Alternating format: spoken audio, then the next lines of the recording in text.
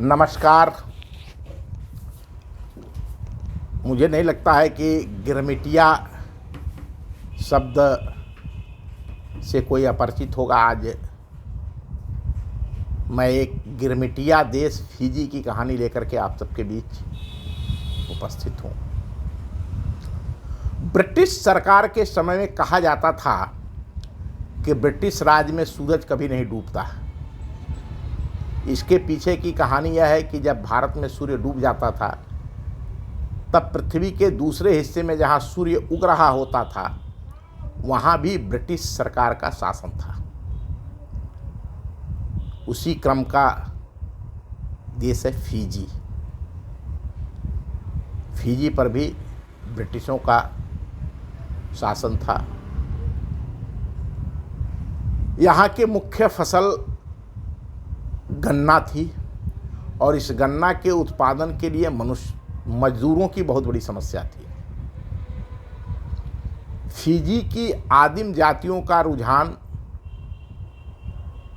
गन्ना के उत्पादन की तरफ था ही नहीं।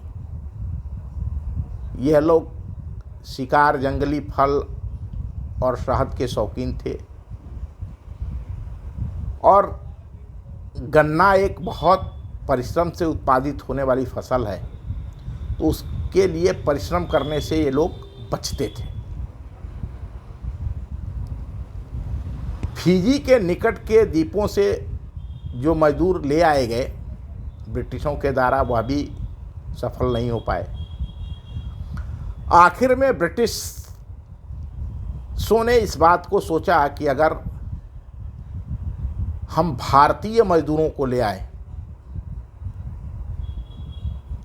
तो यहाँ गन्ने का अच्छा उत्पादन किया जा सकता है। हम सभी जानते हैं कि मॉरिशस, सूरीनाम, गुयाना में जो गन्ने का उत्पादन उस समय हुआ, वहाँ सब जगह भारत से जो लोग जबरन पकड़ के, जो मजदूर के रूप में पकड़ के लेके गए अंग्रेज़ों के द्वारा पानी के जहाज़ से, उन लोगों ने इस जंगली इलाके को साफ करके और गन्ने का उत्पादन शुरू किया, जिससे बहुत धन ब्रिटिश सरकार ने भी कमाए और ये भी समृद्ध हुए। फिजी में 15 मई 1879 को भारतीय मजदूरों की पहली खेप पहुंची थी। इन मजदूरों से जब अंग्रेज भारत से इनको ले गए पानी के जहाज़ से, तो 5 साल का उन्होंने एग्रीमेंट किया कि हम तुम्हें 5 साल के लिए लेके चल रहे हैं, 5 साल तक तुम काम करोगे और उसके बाद तुम्हारी छुट्टी हो जाएगी। तुम चाहो तो भारत भी आ सकते हो, अपने देश में भी आ सकते हैं। चूँकि यह मजदूर पढ़े लिखे नहीं थे, इसलिए ये लोग एग्रीमेंट को गिरमिट कहा करते थे और गिरमिट से ही यह मजदूर गिरमिटिया कहलाने लगे। आज यह बात जान लीजिए कि जो गिरमिट कहा जाता है, यह जो भारत से लोग बाकी समुद्री द्वीपों पर ले जाए गए मजदूर के रूप में, उनके और ब्रिटिश सरकार के बीच जो एग्रीमेंट होता था, ब्रिटिश किसानों के बीच जो एग्रीमेंट होता था, उसको पढ़े लिखे नहीं होने के कारण या अंग्रेजी का शब्द होने के कारण एग्रीमेंट को गिरमिट कहा जाने लगा और यही मूल बात रूढ़ हो गई और यह गिरमिटिया शब्द की उत्पत्ति हुई। सन 1916 तक भारत से फिजी में 60,000 मजदूर पहुंच चुके थे। 5 साल का एग्रीमेंट खत्म होने के बाद भी ये मजदूर वापस नहीं आए और इन लोगों ने फिजी में ही अपनी ज़मीन खरीद लिया। देखिए, यह जो मनुष्य के माइग्रेट होने की परंपरा है वह हमेशा विकास के लिए मनुष्य परिवारों के साथ जहाँ उसके पास जहाँ संभावना दिखती है कि हाँ यहाँ पर हमें भोजन मिल सकता है, हमारा विकास हो सकता है, तो वह उस देश में जा कर के और बस जाता है। बहुत सारे ऐसे लोग हैं। अभी मैंने जिन देशों का नाम लिया, मॉरिशस, अभी हमारी राष्ट्रपति जी सूरीनाम गई हैं। तो ये जितने देश हैं छोटे छोटे, इन सारे देशों पर जिनको गिरमिटिया कहा जाता है, वो ज़्यादातर लोग भारतीय मेहनतकश मजदूर किसान हैं, जिनके पास यहाँ कम ज़मीन थी या ज़मीन नहीं थी, और उनको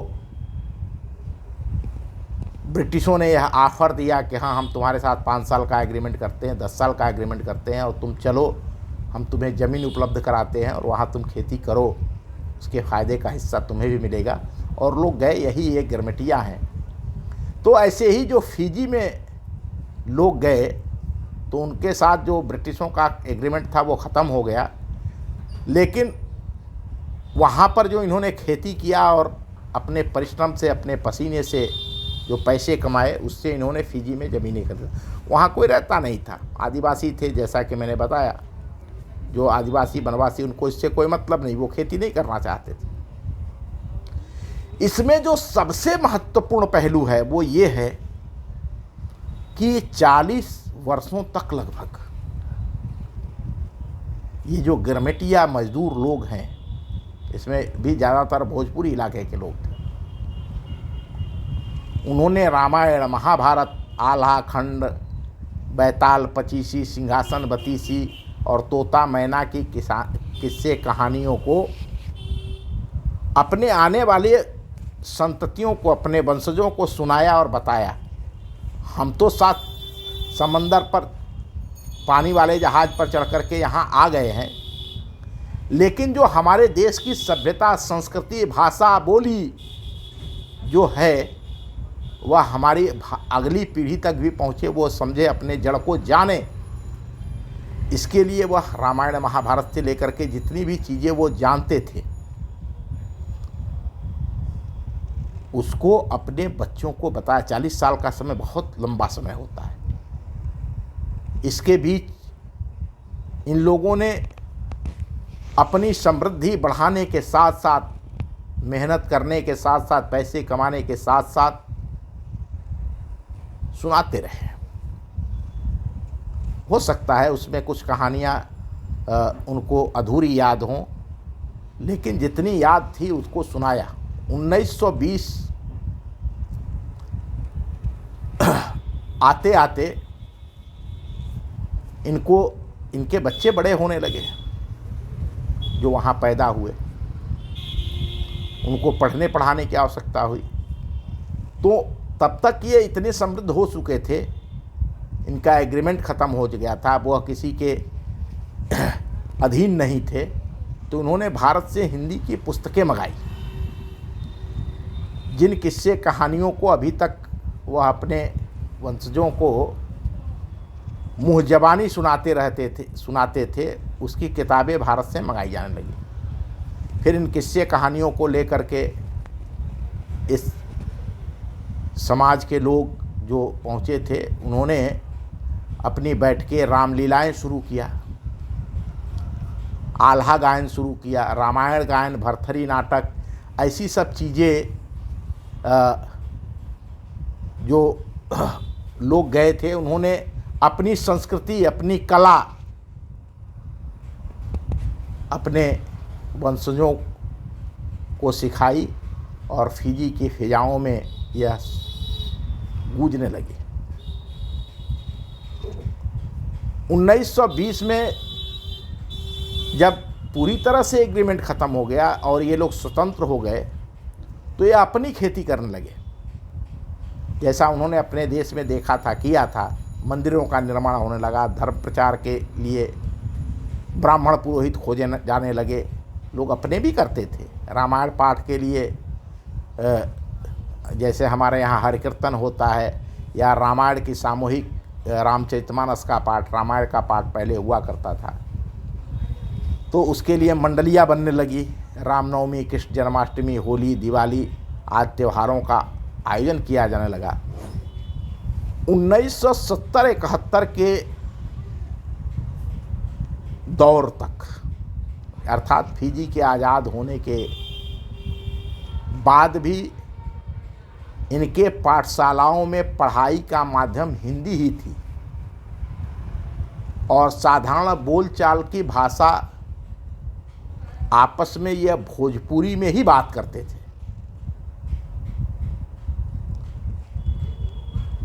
ये इनमें से कई पढ़े लिखे लोग थे जो हिंदी साहित्य में किताबें भी लिखने लगे।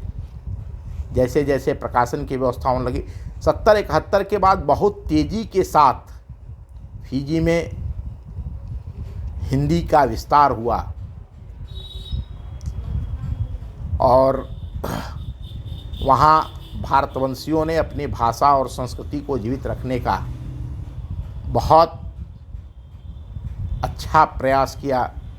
ये गिरमिटिया लोग आज भी जो भारतवंशी हैं, ज़्यादातर उत्तर भारत के लोग हैं, उत्तर प्रदेश, बिहार, मध्य प्रदेश, इन्हीं स्थानों से ये लोग गए। यही एक जो गांगेय क्षेत्र था जहाँ मेहनतकश लोग होते थे और उनके पास ज़मीन का अभाव होता था और ये जंगल पहाड़ साफ करके और खेत बनाते थे और खेती करते थे।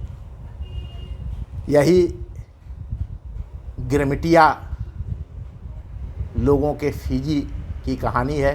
नमस्कार, फिर मिलेंगे किसी नई स्टोरी के साथ। धन्यवाद।